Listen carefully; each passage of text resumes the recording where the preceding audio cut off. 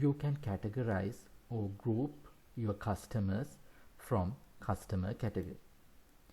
The main purpose of these customer categories, you can generate your reports by filtering customer categories.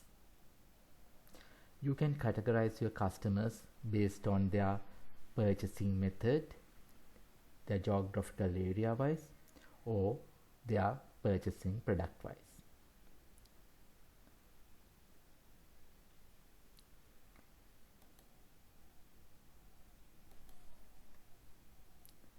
You can create customer categories from customers list, select customer categories and click add category.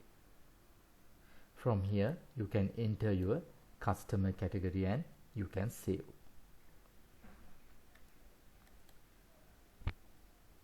When you are generating reports, you can select or you can filter by your customer category.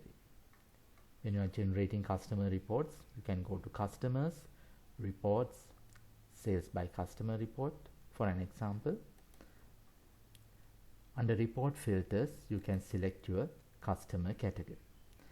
By selecting these customer categories, you can filter your reports.